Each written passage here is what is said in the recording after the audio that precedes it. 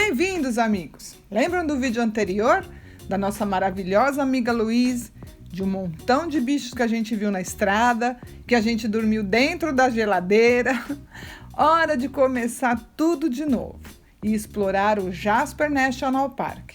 E começamos pela cidade.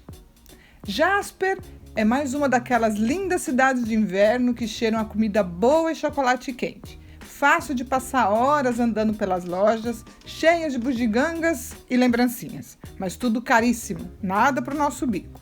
A nossa melhor lembrança da cidade é do estacionamento público que tinha mesinha de piquenique e um banheiro super limpo com torneira de água quente. Aí a gente gosta.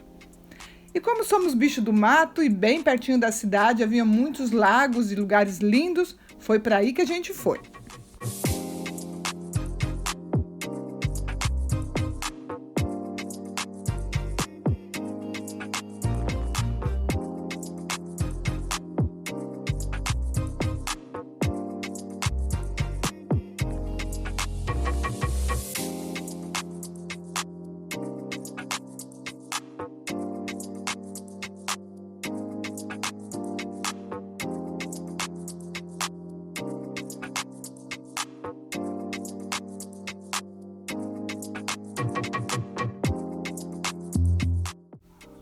É muito fácil perder a noção do tempo passeando por esses lugares. Dá para passar dias aí, tem muito que ver e fazer.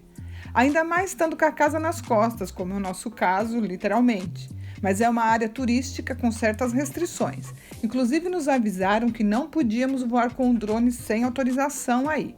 Sorte que um cara muito gente boa nos alertou. A multa é de $1.000 a $25.000. Teríamos que deixar o carro, né?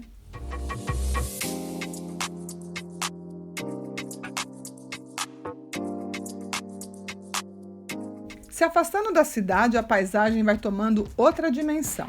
É uma imensidão de lugares impressionantes. O Parque Nacional faz parte do conjunto de montanhas rochosas canadenses. Tem quase 11.000 km² e foi declarado Patrimônio da Humanidade pela Unesco. É preciso pagar um ticket que vale pelo tempo que você estiver por aí, ou comprar o Annual Pass e ter livre acesso durante um ano. Coisas para fazer aí não faltam. Tem até um tour num super busão pelo Columbia Icefield, que é um platô de gelo que tem uma ponte de vidro para chegar perto do Athabasca Glacier, o glaciar mais visitado da América do Norte. Desses tours que normalmente não fazem parte da vida de viajantes como nós. A gente faz a pé, de carro, do jeito que dá. Vê de longe, mas vê. E tá tudo certo.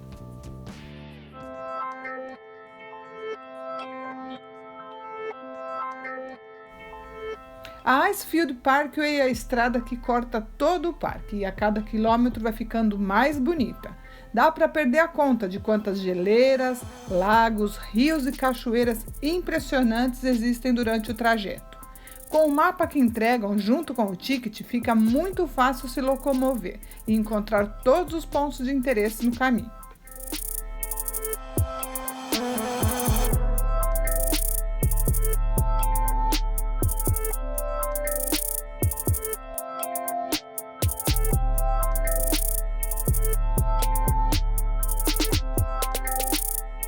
Dentro da área do parque existem hotéis de luxo, algumas opções de camping oficiais e, se procurar bem, algumas opções free. É claro que foi essa que escolhemos.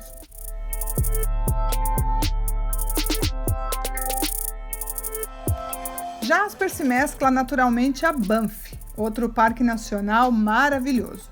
E já em Banff, com uma pequena caminhada, que nesse dia estava particularmente linda e escorregadia, que foi motivo de muita diversão, está o surreal Peito Lake, um lugar que parece pintado à mão, um dos lagos mais bonitos que já vimos. Do mirador, à primeira vista, é impressionante, parece uma miragem. Tem alguns caminhos para ver o lago de outros ângulos e uma caminhada que vai até a margem, que nesse dia estava fechada por causa da neve. Mas não pense que é vazio assim como aparece na foto, não. Não é nada fácil tirar uma foto aí sem aparecer alguém atrás. E uma curiosidade, a gente ficou impressionado de ver como os asiáticos visitam o Canadá. De cada 10 turistas, acho que 7 eram asiáticos. Esse é outro lugar sensacional, uma das vistas mais cobiçadas do Canadá, o Lake Louise. Enquanto eu dava minhas voltinhas e me encantava com o lago turquesa e o sofisticado chateau, o pobre Sérgio lá no estacionamento tentava resolver um probleminha.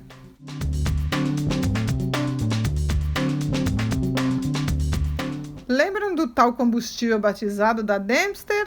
Então, ainda com o sorriso no rosto, Sérgio acreditava que com as peças que tínhamos e um pouco de sorte ele conseguiria resolver o problema. Depois de horas tentando todas as possibilidades com a ajuda dos nossos amigos landeiros que sempre nos apoiam e que, por nossa sorte, aí foi o primeiro lugar que tinha internet em quilômetros. Esse foi o resultado. Peraí. Vai.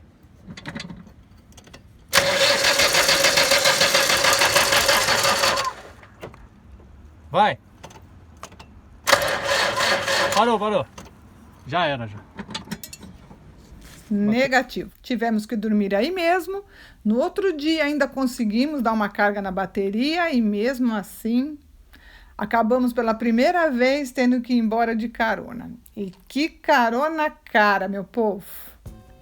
E ainda tomamos outra paulada na oficina para confirmar que era mesmo a bomba injetora e colocá-la num ponto para a gente poder sair dali. Eles queriam nos cobrar $5.000 para arrumar a bomba. Pode?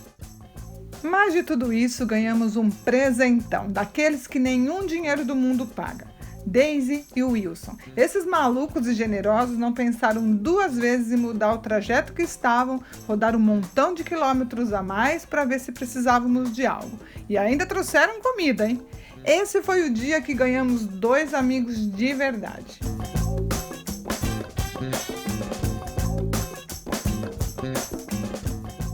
Vocês devem ter notado que esse último vídeo fizemos quase todo com fotos. Além do problema com o carro, perdemos o cartão SD com as filmagens desse último trecho. Nem sempre as coisas saem perfeitas, mas uma das maiores lições que se aprende viajando é essa: lidar com o inesperado e tentar agir com leveza e calma quando as coisas não saem como planejamos.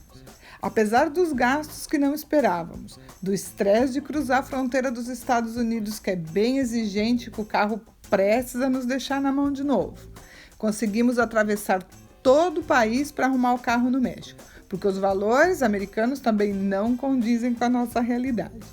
Apesar de tudo isso, essa viagem, se podemos dizer assim, porque é uma viagem dentro de outra viagem, foi uma das melhores que fizemos.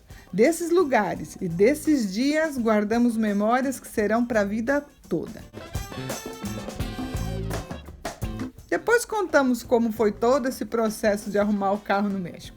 Da outra série com muitos capítulos, viu?